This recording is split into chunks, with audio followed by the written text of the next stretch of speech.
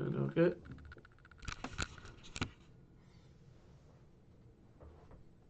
Oh, oi oi, welcome to another reaction to a movie on the Derp Derp channel. I'm Ski Nerd, over there is Derp Derp, and we are here to review Late Night with the Devil. It was a movie that came out last year in 2024, and it's a story about a late night host, and he wants to boost his ratings, so he brings on a bunch of weird phenomenon on Halloween. And one of those phenomenon is a girl with a demon inside her.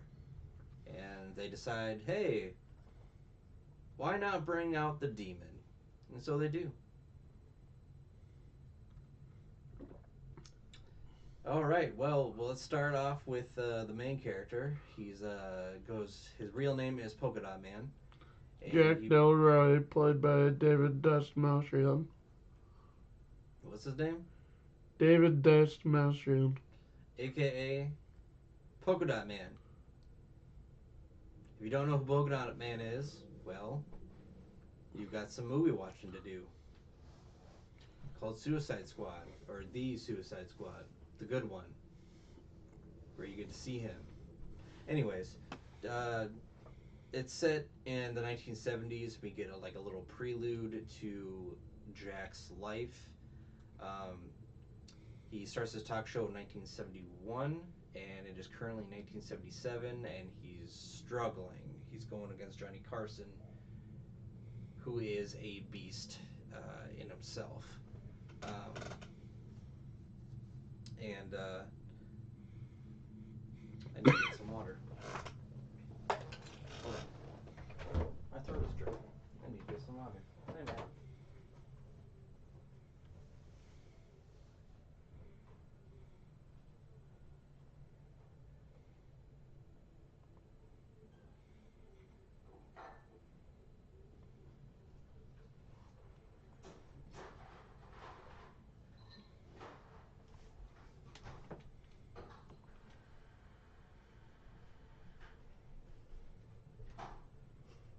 I mean,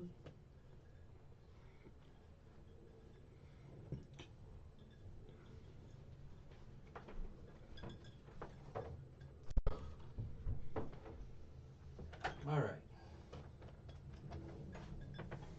Now that I have a drink in my hand. the doggone camera. Ugh. Yep. Anyways, so he is in a desperate situation to try to boost his ratings during Sweep Week, which is the biggest. It's like a big contest for all the networks to try to get as many views as possible. And he brings on multiple people who can deal with the occult, basically. It talks about, talks about his life, how he started the show in '71. He has a wife named Marmalade or something like that, Madeline. Madeline, and she dies of lung cancer, unfortunately. So he's kind of devastated by that, but he makes a comeback. And they talk about, back in the day, there's like this forest where all these rich, successful people go, and they have like blood sacrifices, and they do like weird things like orgies and drinking a lot and just partying pretty much, which is an actual thing. There's a place where in California where like once a year they go there and they have like they dress like they worship like some owl thing. It kind of looks like a Boy Scout camp thing retreat, but it's all just like rich folks and they just get a bunch of hookers and do stuff. But anyways, he wants to shatter Carson, and his idea for this particular show is to get a bunch of he gets a medium, he gets a critic of all paranormal activities, and he gets woman who wrote a book about devils and cults and or whatever, and got a jazz singer to round out the show to make it nice and fun.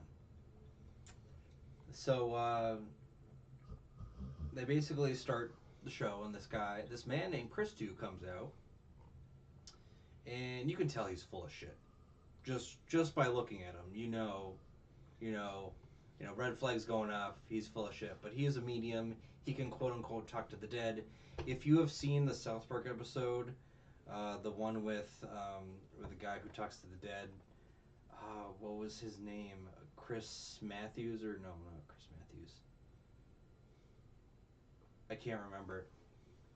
But he believes he can talk to the dead, and Stan proves that it's all fake and stuff. Oh, John Edward, that's who it is. And this is where we get the biggest douche in the universe episode. That's what it's called. You've seen that, right? Yep. Let's not get sidetracked.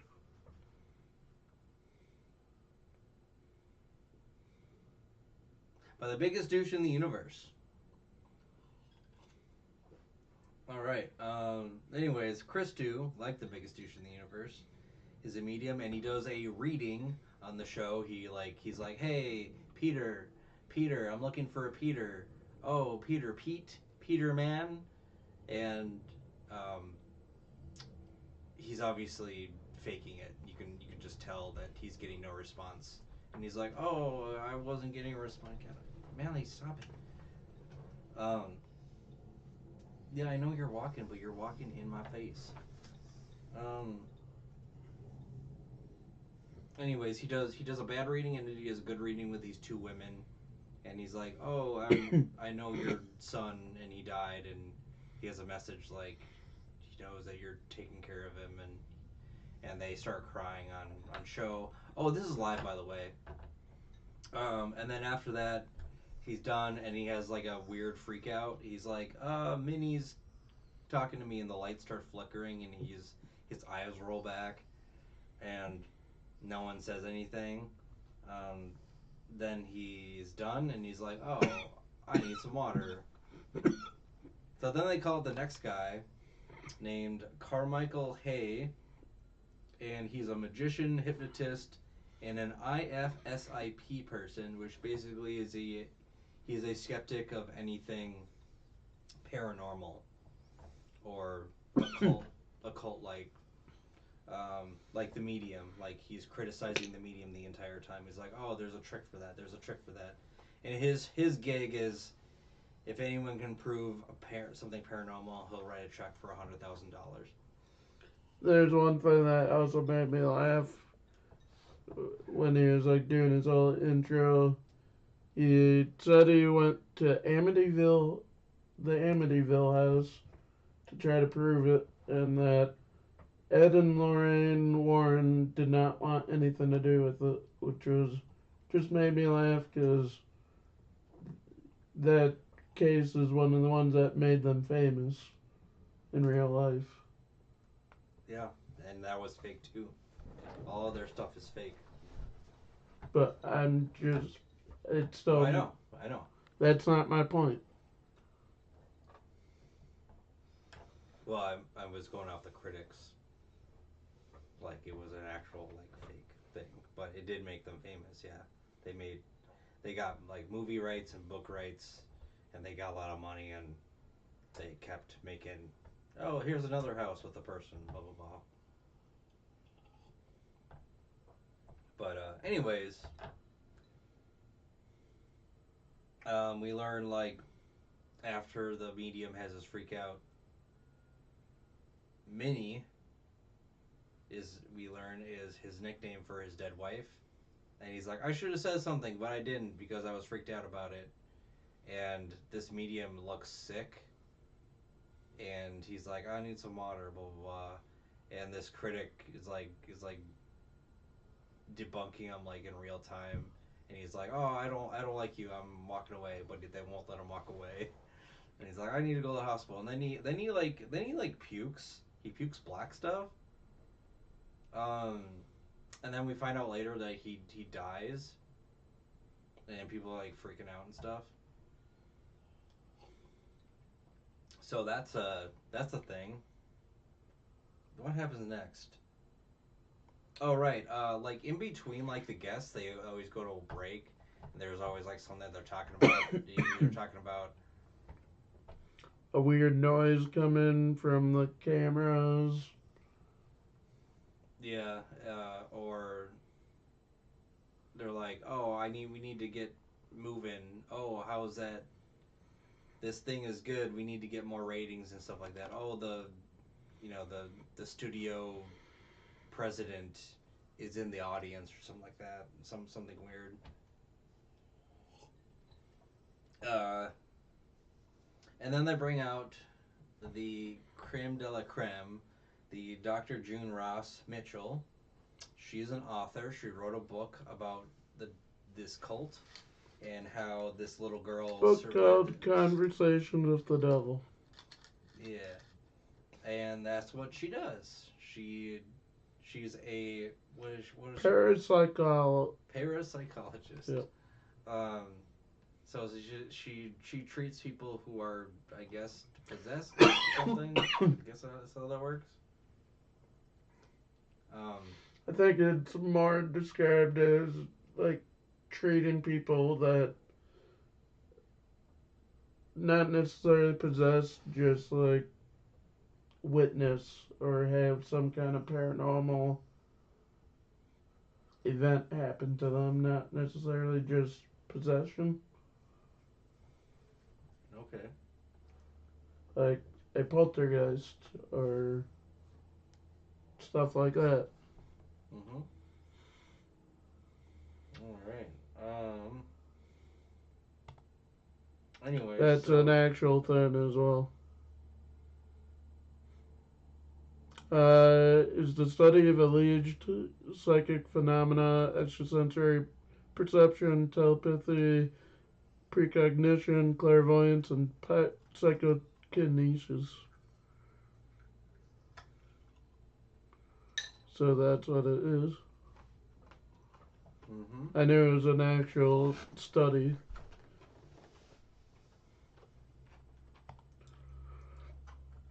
Yeah. Anyway, so the book is about this cult that was stopped in 1974, so 3 years prior to this, and she like took a camera and like went inside and like exposed all this, I guess, and they were like cutting their hands and rubbing blood all over their hands, and apparently they were like impregnating women and using the children as sacrifices.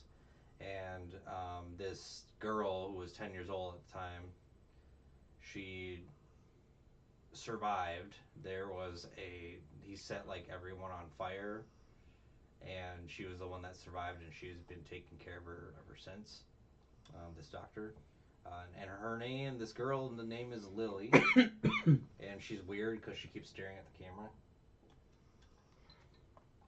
like the whole time, and it's really like weird and creepy.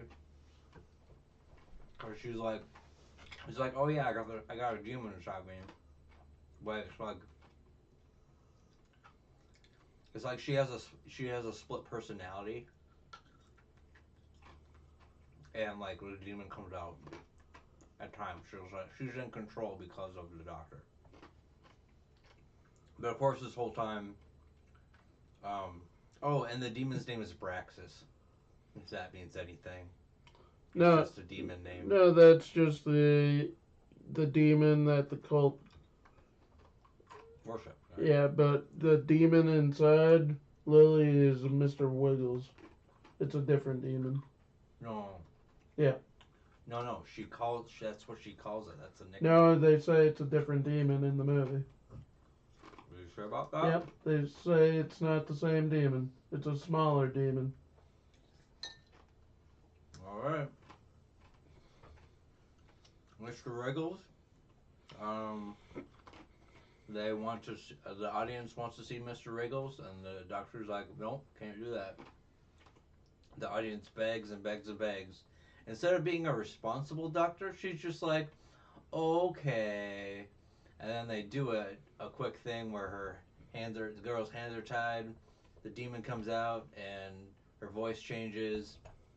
She's like cracks on her skin, and she's like talking to Jack. She's like, "Oh, I know you," and like she mentions like tall trees or something like that, and this weird thing. She's like, "Oh, I remember you, Jack," and he's like, "I've never met you before." He's like, "Oh, playing hard to get, huh, Mr. Handsome Man?" Um. Anyway, God, this ice is good. Who likes ice? I do. All right. Anyways, so Mr. Wriggles comes out, and they want to know what the purpose of this demon is, and she says, "Oh, what's my purpose?" Turns to Jack and is like, Jack is my purpose." And Jack is like, "What the hell are you talking about?" Um, and then her chair starts to levitate, and Lily comes back thanks to like a chant by the doctor, and tall trees, tall trees. Anyways,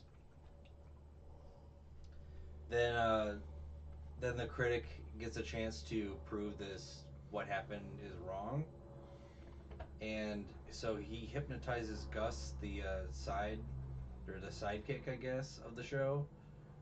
Um, uh, Mention like Andy Richter and what's his name, Conan O'Brien as Andy Richter or whatever. Just a side guy. Hi. Yeah, I know you're here. I know. All right, dog is being weird. All right. So the critic hypnotizes this guy, and they get it. They get this all on camera. Hypnotizes this guy. He's like, "Oh, you don't like worms, do you?" And he's like, worms start sprouting out of his neck and out of his belly, and he's just like, "Oh my god, this is horrible. I hate worms." And before that, like he hypnotizes You the want out, whole. Bailey? Go. Bailey, go out. Oh.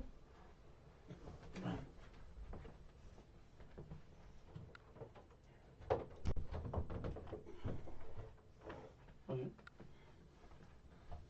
Anyways, the critic hypnotizes Gus, has worms, and then before that he hypnotizes like the entire audience. He has like this thing that spins, kind of hypnotizes you as like the person watching.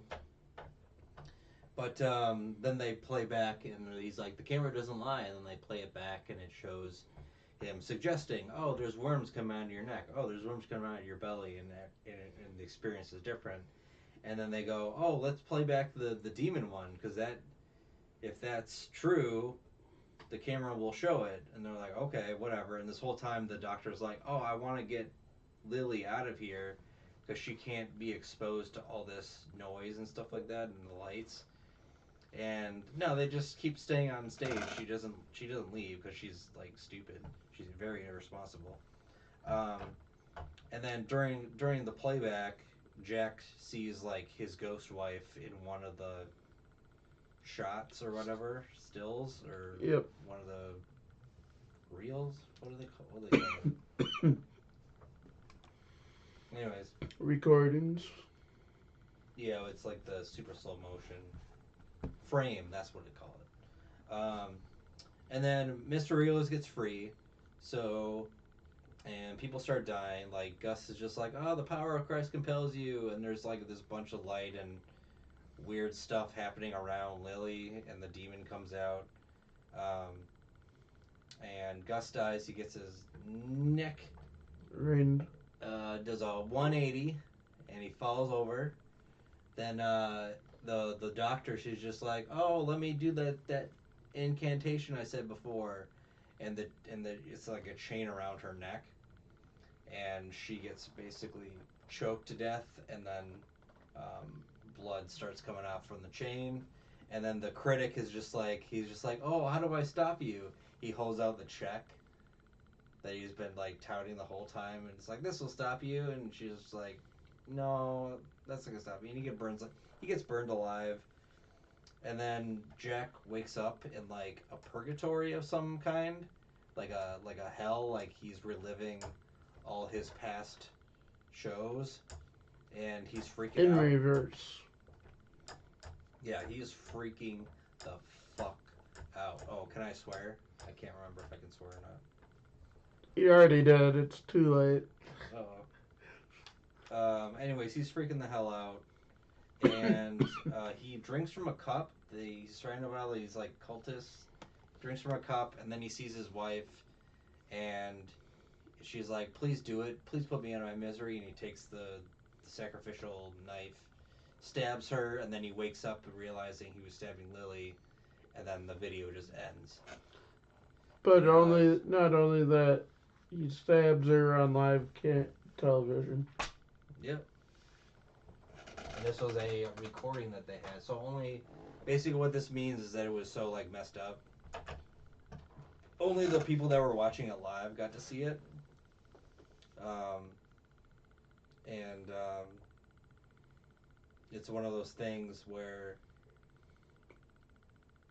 the network will deny that it ever happened, even though it did happen.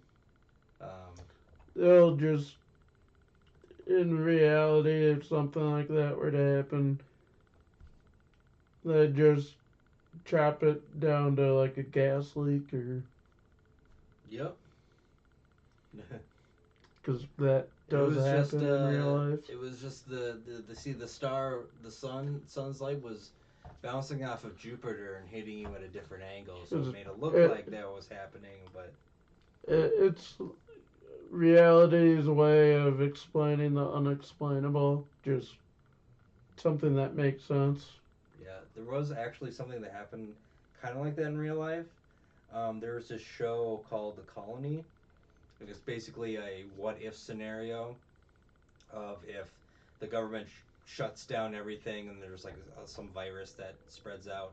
So the contestants or whatever in the first two seasons, they all like survived and nothing bad happened. But there was a third season because I remember like watching it, and in one of the episodes, I think it's like the fourth episode, someone got stabbed by a stick because what they have is they'll have intruders coming in like actors coming in, and in one of the kerfuffles, someone got accidentally got stabbed, and so they immediately like stopped it.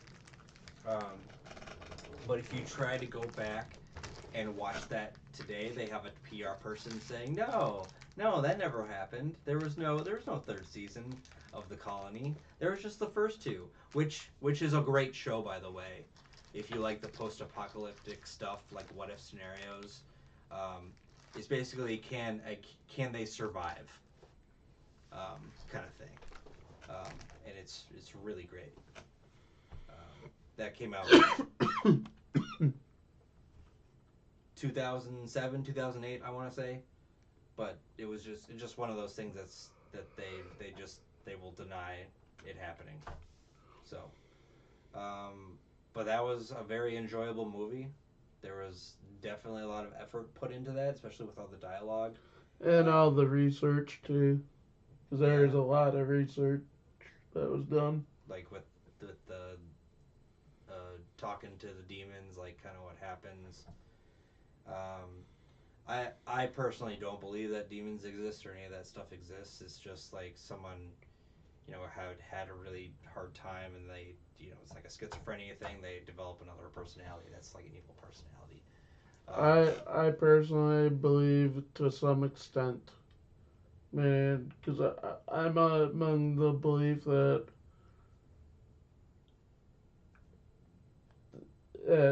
um, that there's in order for a rumor, there always has to be some small bit that is true, like a myth or a rumor. you mean like things happening Yeah, repeatedly?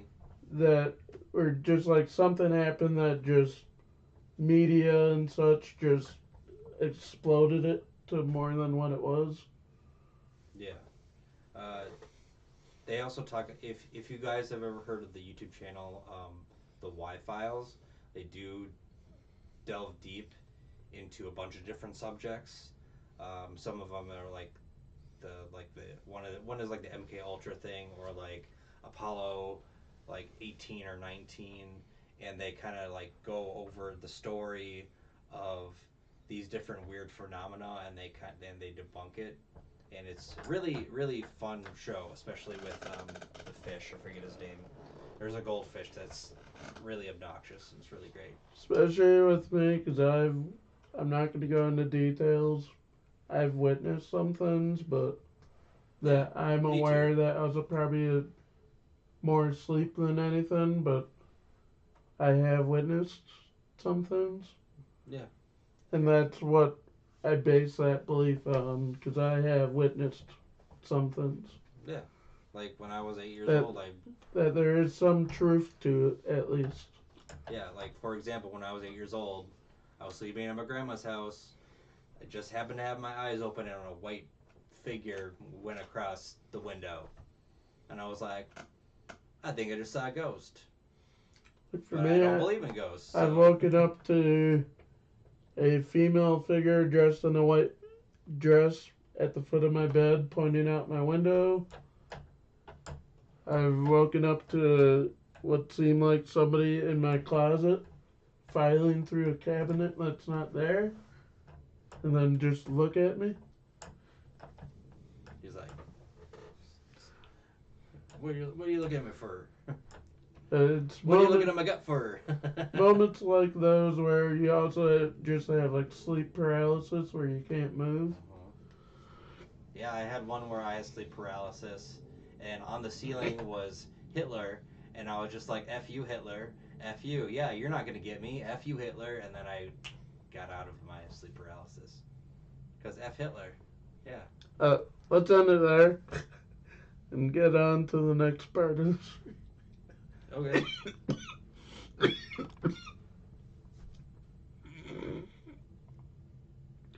Because I put all three on the same stream. Just gonna do three different recordings. Three? What do you mean three? Because podcasts. Oh, okay. Conan shouldn't take that long. The Nope. episode was kind of inconsequential. And we are back. We're gonna now review episode 4 of Case Closed. Cool. This one was really easy. All the kids, they find a piece of paper. It has symbols on it. And they're like, it's a treasure map. And then, like, the main character guy, he's just like, yeah, right. It's not a treasure map. However, there's these, like, three very good looking fellows that are, like, they look like they're, criminals or whatever. And they're staring at them. And it looks like they really want that piece of paper that they found. And turns out that the symbols actually do have a meaning, and so they go to the Japanese tower. I think that's what it's called. Tokyo Tower. Tokyo Tower, and they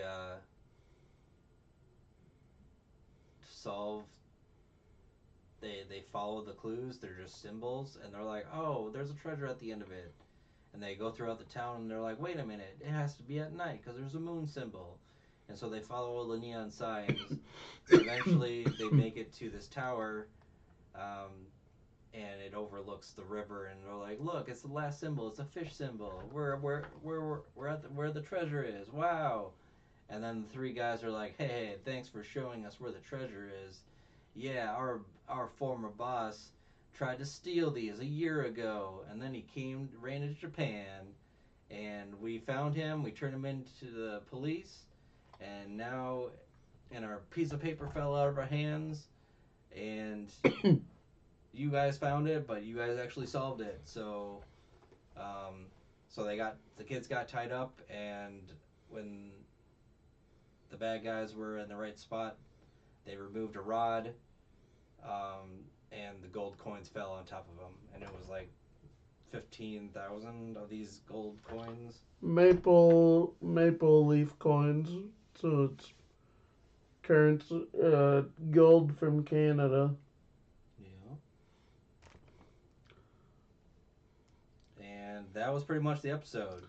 I just Very intriguing. I wanted to kind of explain what we're gonna be doing in these. We're Oh. instead of episode by episode like we do with One Piece, we're just gonna, whenever we're kind of in the mood for it and together, watch an episode or two or a case or two and then just go through them. This was pretty simple, but the others will get very more in depth. In case of nobody knew, this is a show called Detective Conan, or Case Closed for the English title. It's about Jimmy Kudo, or Junichi Kudo. Forgive me, I'm used. I grew up watching the dub, so I have the English names more in my head. Junichi Kudo, who is a teenage sleuth, who in the first episode he solves a roller coaster murder case, and in the case he notices two very mysterious figures that he then follows, and they jump him and feed him a drug that turns him into a little kid. And so the whole series is basically surrounding him trying to figure out what turned him into a little kid and the organization behind it all. And him just solving cases, helping out. With his brain. Is a Oh no. teenage self's girlfriend's dad rise to fame because he's a complete imbecile. Because the first episode is the roller coaster, second episode was a missing or kidnapped kid, third episode had to do with a celebrity, and a huge fan of her who break into her dressing room and basically commit suicide. Which that was one of the ones that has always stuck with me because I remembered exactly how that happened. But this was episode 4. Probably next week we'll do 5. It's first maybe 20 episodes is just one episode cases. Then it goes into 2 and 3s.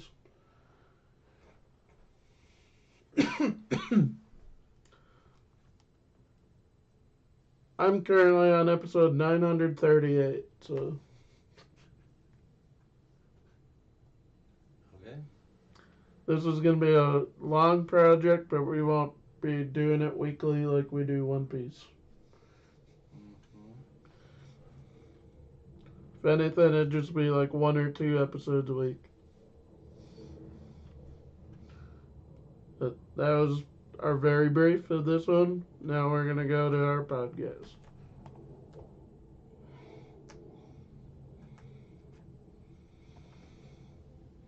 Okay.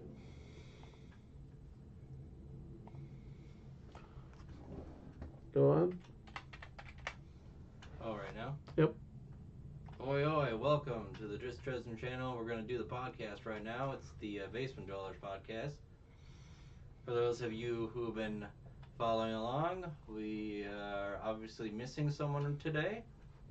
Well, that's okay, because I can talk about sports on my own. Just kidding. We're not going to talk about sports today.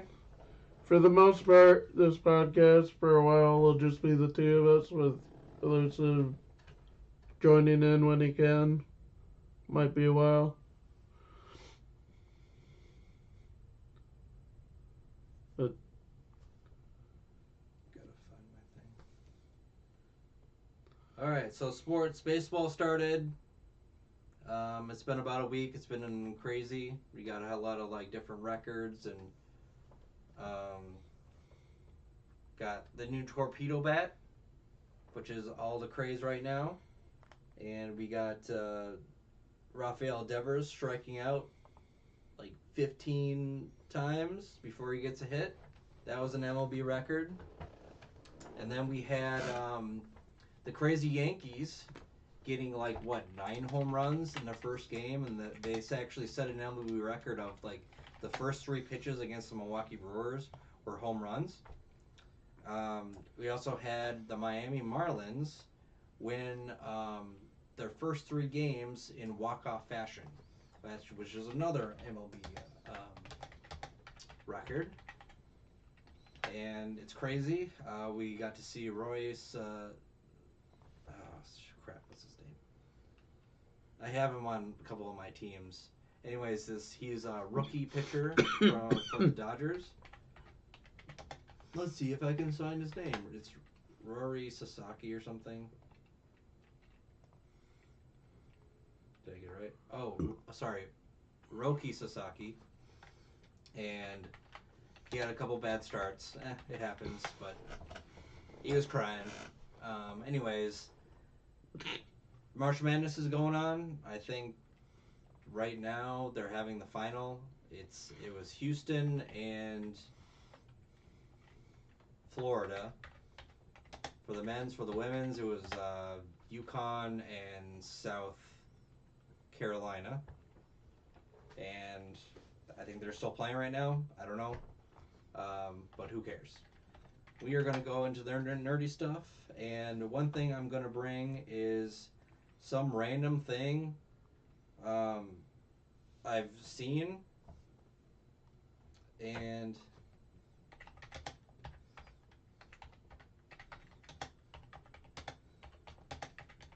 ooh, wait. I thought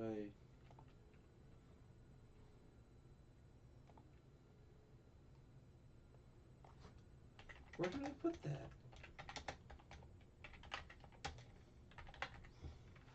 I had a whole list of like things. Oh, did I not save it? Maybe I didn't save it. Oh, I had a whole. Anyways, all right. So there's some games that I can't play video games because I'm my injury, but I can watch people play video games, which is a close, not very close second. So there was this game I got to see called Harvester, and for those who you don't know, it is a game. It came out, I believe, 1996, and it was one of those FMV games, full motion video games, and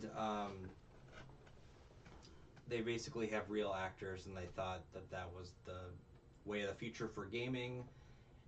That obviously didn't happen, which is what makes that era of gaming very hilarious, and they do a lot of things. But anyways, Harvester is about a guy, I forget his name, but Phil or something. Let's call him Phil.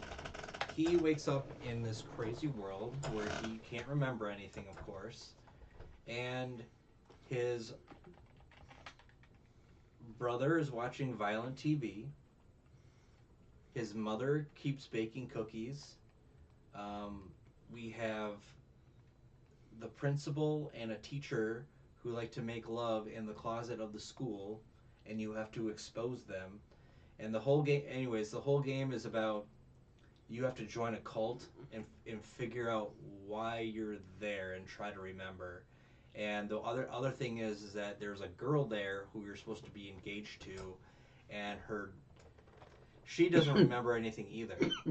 So, but every time you say something weird, they're like, "Oh, you're just a kidder. Oh, you're just a kidder." Like, "Oh, you can say anything." Like, I just set fire to that barn over there. "Oh, you were such a kidder."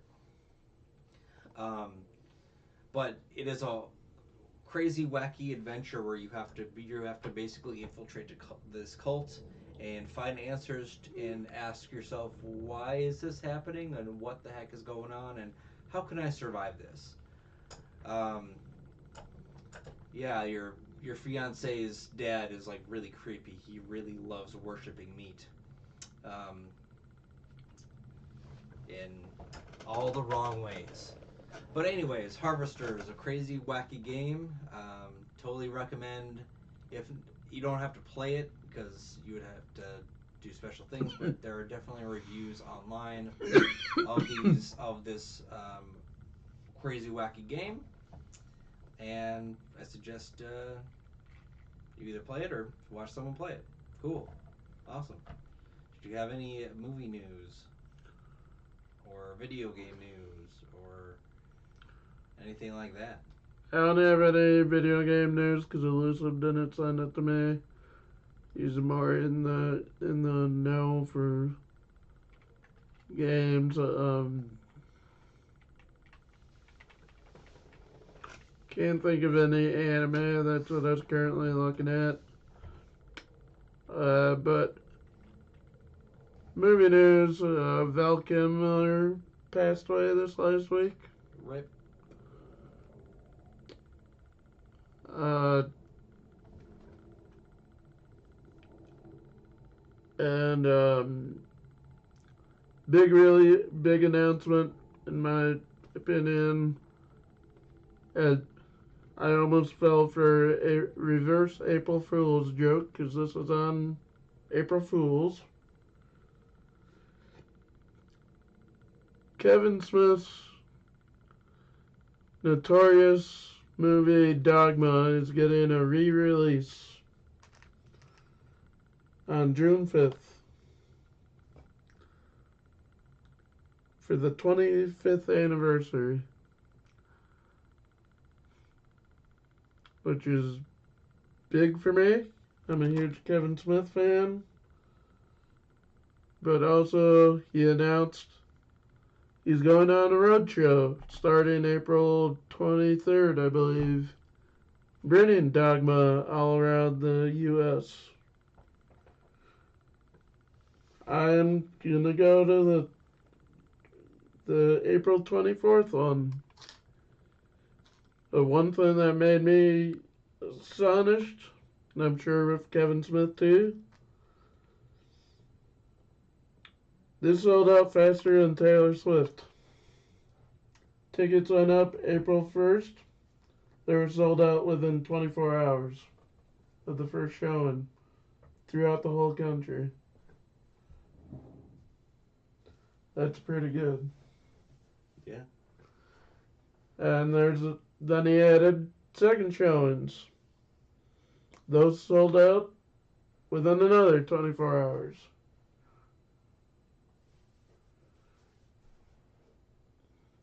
Wow. If I can get a picture with him, I'll post it on our podcast after that. Mm-hmm. But it's all movie news other than what came out this last week. TV show news, we have nothing really new other than just more a reminder for me. The new season of Doctor Who, I believe, starts week of April 24th. And last season of U's around the same time.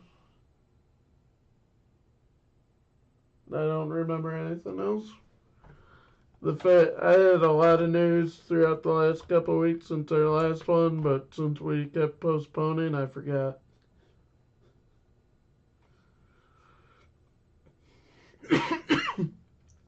Now to our. Snow White came out. That was 2 weeks ago. Well, you said you didn't post for a while.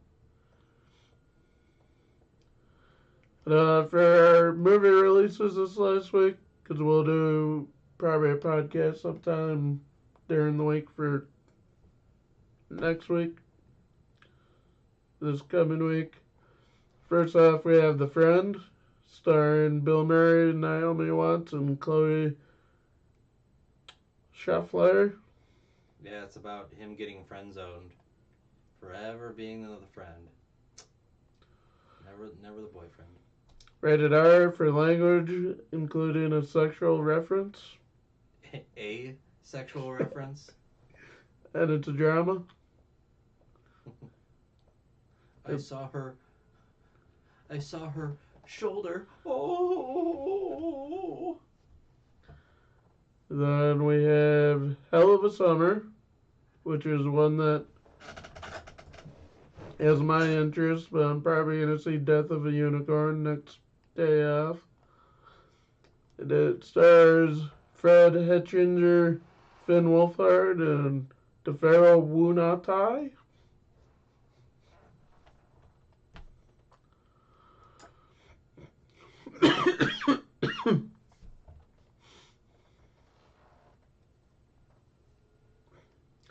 Rated R for horror, violence, language through art, and some sexual references.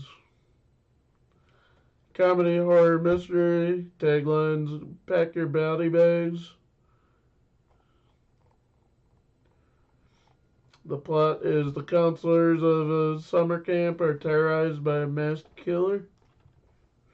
It just looked funny in the trailer. Oh, there's Mike. Yeah, that would be Mike Finn suit. Wolfhard. Then we have Minecraft. Pass. Yeah, I have no desire to see it either. I hated that game. Elusive said I must, but I refuse. There's no point in that game. You're just building garbage. You're like, what's the point? Starring Jason Momoa, Jack Black, Sebastian Hansen.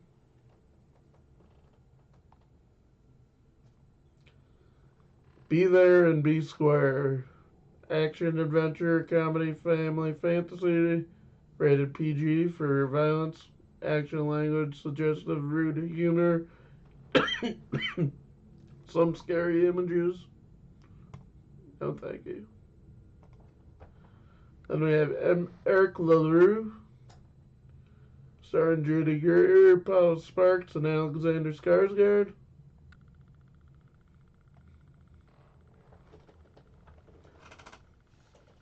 It's a drama. I'd see it just because of Alexander Skarsgård, but I probably won't. Pass. Then we have Freaky Tales. The year is 1987, eh? But tell about the love of music, movies, people, places, and memories beyond our knowable universe. Oh, it's about like music and crap. No, it's like supernatural stuff. Oh. I saw the trailer and it actually looked pretty interesting. Starring Pedro Pascal, Ben Mendelsohn, and Jay Ellis. He's the guy who died in Game of Thrones. Which time? Which guy? There's a lot of people who died in Game of Thrones.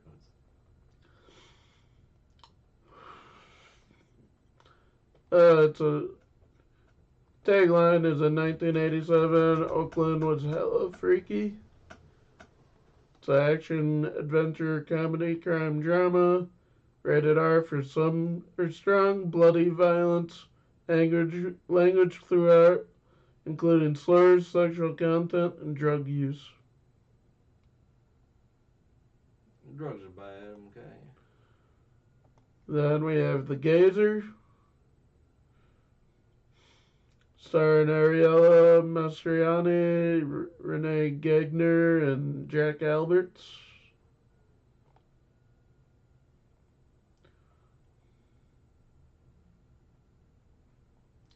Tagline is Focus, What Do You See? Mystery thriller. Rated R for language and some violent content or bloody images. Then we have The Luckiest Man in America, starring Paul Walter Hauser, Walton Goggins, and Shamir Anderson. Walton Goggins? Oh, he was Cecil in that Invincible show. What's behind his winning streak is the tagline, thriller, rated R for language. He cheated. I believe this is also based on a true story. Yeah, was that the no whammies thing? I don't know. It's like a thing that flashes and he like memorizes the pattern, so he keeps getting Um, yeah, it's the no whammies thing. Yep. He memorized when to stop it basically, and so he kept winning.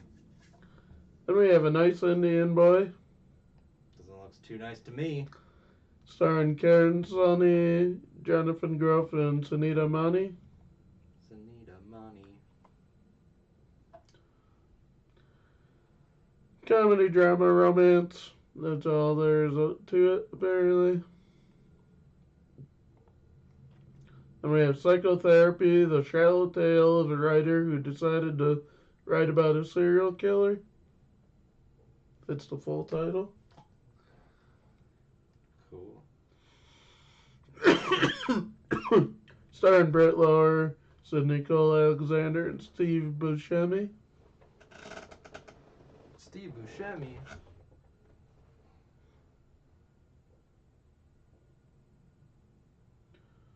This actually sounds pretty interesting. It's a comedy drama about a struggling writer in the midst of a divorce befriends a retired serial killer who incidentally becomes his marriage counselor by day and killing counselor for his next book by night. Then lastly, we have William Tell, starring Jonathan Price, Jonah Howard Keane, and Glace Bain.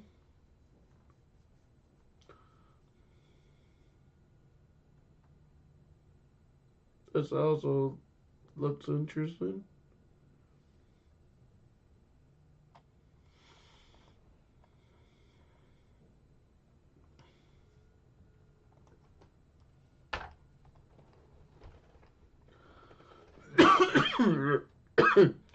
Tagline is Join the Resistance, action biography, drama, history, war, rated R for strong bloody violence and brief nudity.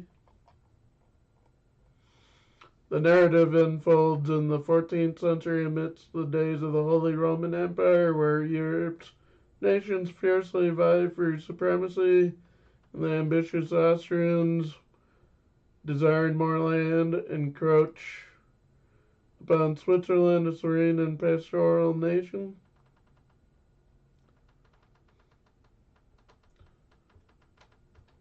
Also based on a true story.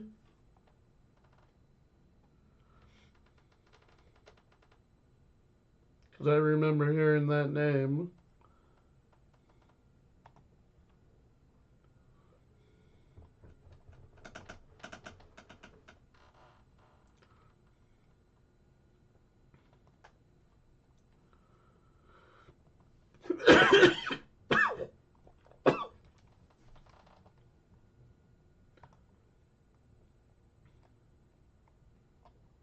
Cool. Is that it? I believe so. Cool. Well, that's our podcast. -1. Thanks for watching. If you liked our stuff, just leave a like, leave a comment if you want, whatever. Um, yeah, I'm Skeeter. That's Derb Derb. Sayonara.